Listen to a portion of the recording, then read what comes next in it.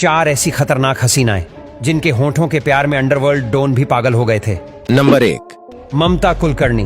अपनी अदाओं और perfect figure से युवाओं के दिलों की धड़कनें तेज कर देने वाली ममता कुलकर्णी के दिल का तार गैंगस्टर से जुड़ा तो बॉलीवुड में हंगामा हो गया था।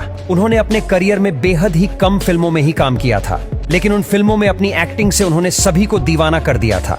उस वक्त ममता की खूबसूरती के आगे बड़ी बड़ी बॉलीवुड एक्ट्रेस की चमक फीकी पड़ जाती थी। लेकिन एक समय ऐसा भी आया जब ममता को एक गैंगस्टर से प्यार हो गया। साल 1994 में ममता कुलकर्णी को गैंगस्टर फिल्म मिली। इस फिल्म के बाद ममता कुलकर्णी के संपर्क अंडरवर्ल्ड की दुनिया से होने लगे। इस दौरान ममता कुलकर्णी की मुलाकात छोटा राजन से हुई। दोनों की लव केमिस्ट्री ऐसी फिट हुई कि दोनों एक दूसरे के साथ जीने मरने की कस्में खाने लगे।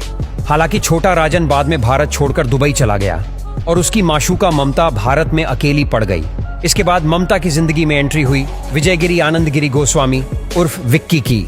ड्रग माफिया विकी गोस्वामी के साथ उनके नाम की चर्चा जोरों से हुई। मीडिया रिपोर्ट्स के मुताबिक ममता और विकी ने गुपचुप तरीके से शादी भी कर ली। साल 2001 में बॉलीवुड को अलविदा कहकर ममता गायब हो गई। इसके बाद साल 2015 में एक इंटरव्यू के दौरान ममता ने बताया कि वह अपने परिवार से दूर है और उन्होंने अध्यात्म को अपना लिया है। नंबर 2, जैस्मिन धुन्ना।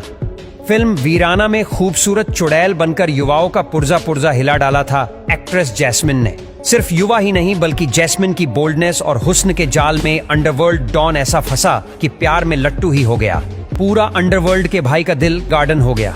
जैस्मिन इतनी हसीन थी कि मेकर्स उन्हें अपनी फिल्मों में लेना चाहते थे। उन्होंने महज 13 साल की उम्र में अपने एक्टिंग करियर की शुरुआत की थी। साल 1980 में विनोद खन्ना की फिल्म सरकारी मेहमान में उन्होंने काम कर सभी का दिल जीत लिया था।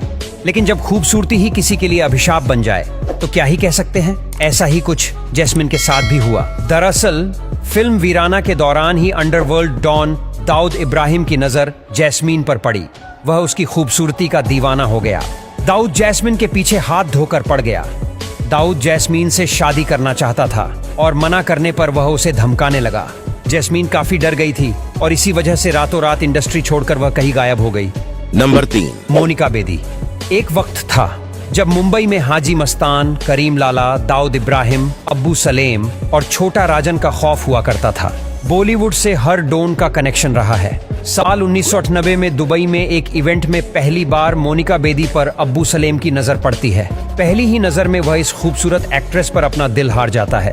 पार्टी के बाद अब्बू सलेम ने नाम बदलकर खुद को एक बिजनेसमैन बताते हुए उन्हें फोन किया। फोन का सिलसिला चल पड़ता है। दोनों घंटों बातें करते हैं और मोनिका बेदी अपनी सारी बातें धीरे धीरे अब्बू सलेम से शेयर करने लगी थी।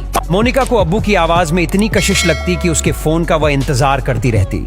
एक इंटरव्यू में मोनिका ने बताया था कि मैंने कभी सोचा नहीं था कि किसी शख्स से फोन पर बातें करते करते मैं उसे इस तरह चाहने लगूंगी कि उससे बिना बात किए रहा नहीं जाए। डॉन के इश्क में बुरी तरह गिरफ्तार मोनिका बेदी एक बार फिर दुबई जाती है।